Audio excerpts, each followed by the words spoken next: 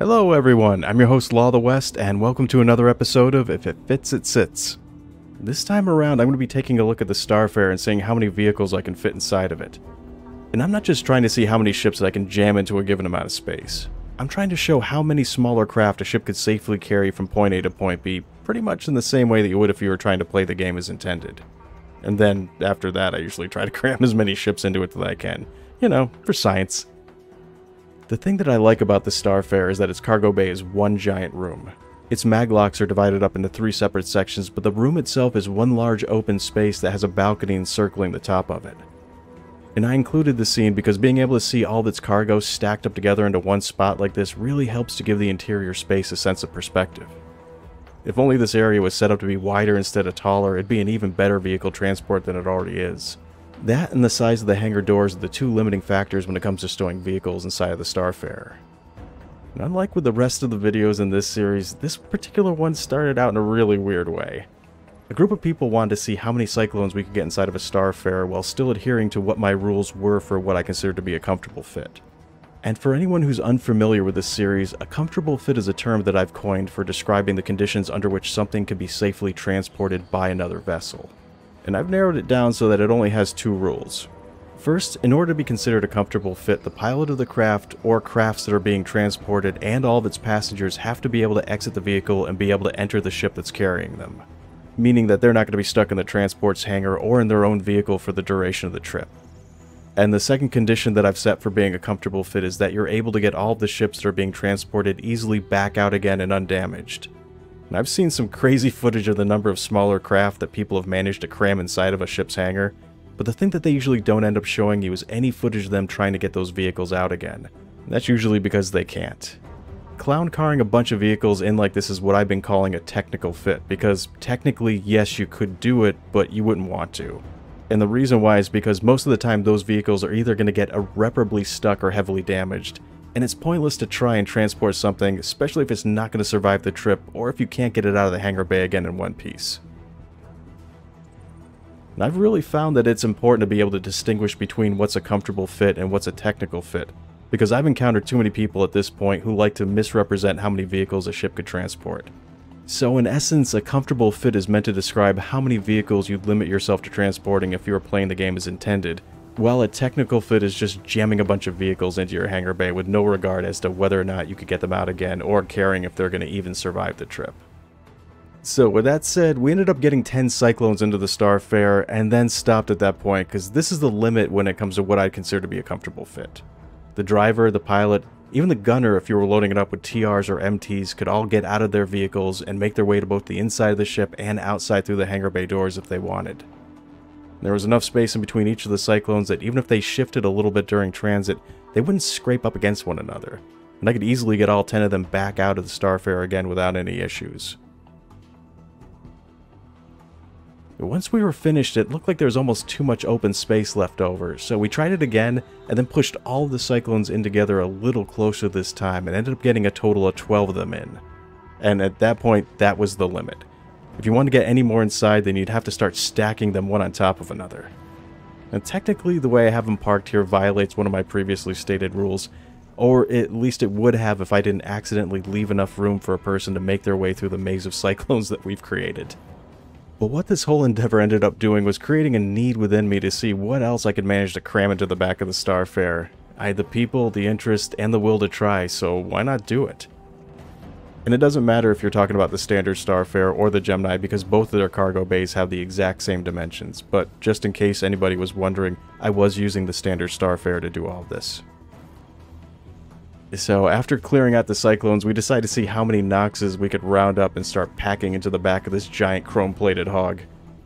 So I managed to get 20 of them inside of the cargo hold, and the main obstacle here was getting this many Noxes together into one place. But luckily people were eager to be a part of this and gladly contributed whatever Noxes they had to the cause, and were nice enough to let me do all the parking. The only other issue is that the Nox's grav tech doesn't react well with the ship's physics grid, so they can be prone to randomly falling over, or sometimes they would just start violently spazzing out for absolutely no reason. And a couple of times the Noxes would start slowly turning in a circle till it ended up either hitting a wall or another Nox, causing a seriously violent domino effect to happen. So I tried this a couple of times, and after a few catastrophic mishaps, I decided to call it after managing to get 20 Noxes all set up and ready. And believe it or not, having this many of them like this in the cargo bay still adheres to my guidelines for what I consider to be a comfortable fit. And I'm just going to state for the record that I'm fairly certain that you could park them a little bit closer to one another and get one more Nox in per row and another one in if you parked it lengthwise along the threshold that leads to the rear ramp. That would add 5 more, which would end up giving you a total of 25 Noxes. And I wouldn't mind trying to beat this record again after they tuned up the physics grid, but for now, I decided to cut my losses knowing full well that one more mishap at this point could undo hours of work. Next, I tried to see how many Dragonflies I could get into the Starfarer. And I can usually get 2 Noxes into the same amount of space that would normally only fit 1 Dragonfly, so I started out with the intention of getting at least 10 in here. And I actually ended up doing a lot better than that.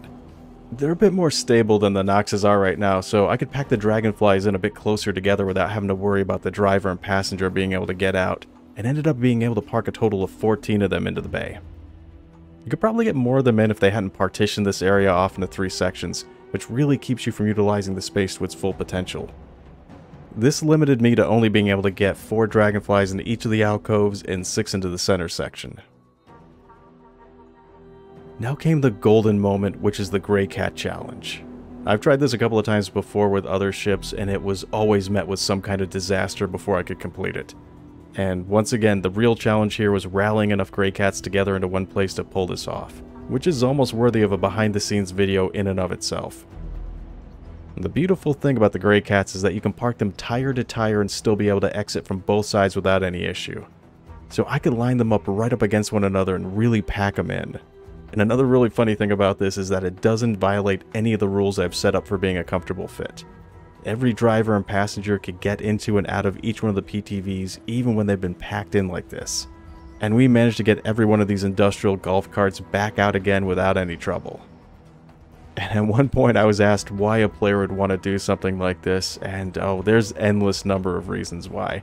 Like, maybe you want to send wave after wave of Grey Cats at the enemy Zap Brannigan style until they run out of bullets. Or perhaps you want to enter your buggy into the Daymar rally and still have 27 more of them in reserve. Or maybe you just want to make it rain Grey Cats over R-Corp. The choice is yours. But the important thing is that you have choices, and from there it's up to you as to how you want to exercise those choices. There was a couple of other ships and vehicles that we still haven't tried yet, like the Grey Cat Rock. We had just finished loading the Starfarer up with buggies, and I didn't want its older cousin feeling like it was being left out. So once again, we gathered up as many rocks together as we could, rolled up our sleeves, and decided to get back to doing some serious shenanigans. I was kind of surprised to find out that the Starfarer can be a great alternative to the Hercules for transporting a decent number of rocks, especially for a ship that wasn't originally designed to haul ground vehicles in the first place. And they can be easily brought on board and stowed away with minimal effort. This means that if you owned one of these ships, you could not only corner the market when it comes to refueling, but you could also run a nice little mining operation on the side as well.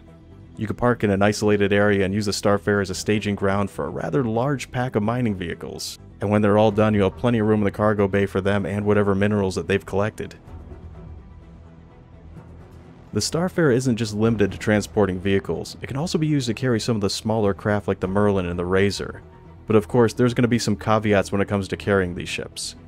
Like for instance with the Merlin, you have to do a little finagling in order to work it past the cargo bay's main entrance.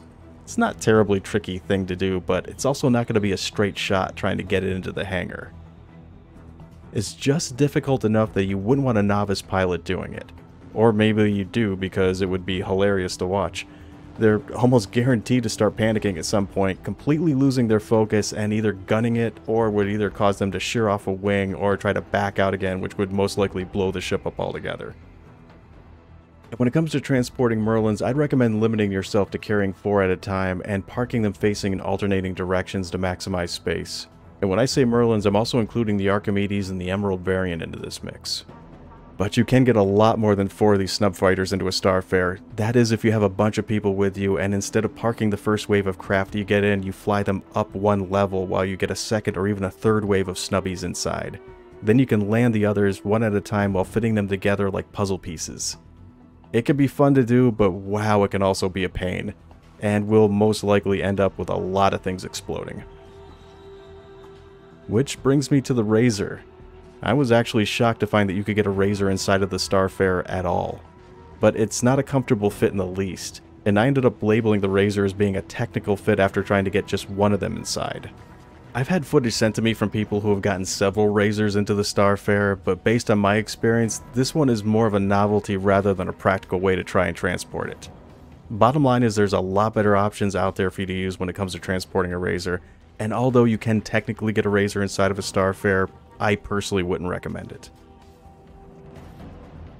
The last vehicle in this list of stuff that I tried to get inside of a Starfarer is the R.O.C DS, and it was just one giant technical fit no matter how you looked at it.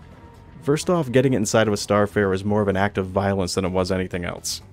Even the UEE considers it to be a war crime to even try and do this, because they fined me several times over while trying to attempt to ram this thing into another person's ship.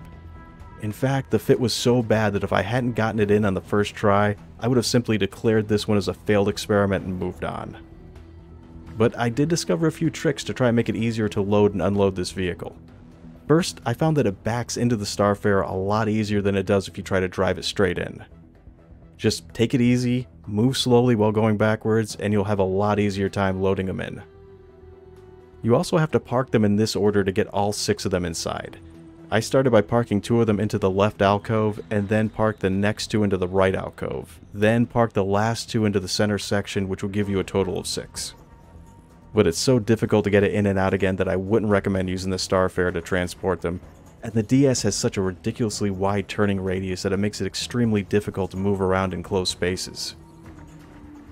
Well, that's going to be it for this episode of If It Fits, It Sits.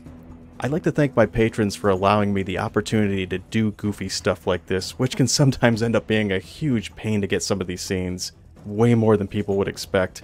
I still have a lot of fun doing it. And an extra special thanks goes out to everyone who was involved in making this video. I still have 2 more If It Sits, It Fits episodes in this series that I've currently gotten all the footage for, one of which is something that I've been promising for quite a while, which is Volume 1 of the 890 Jump, and the other is the Crusader Hercules, which is one that you are not going to want to miss. Thanks again everybody for watching, and take care.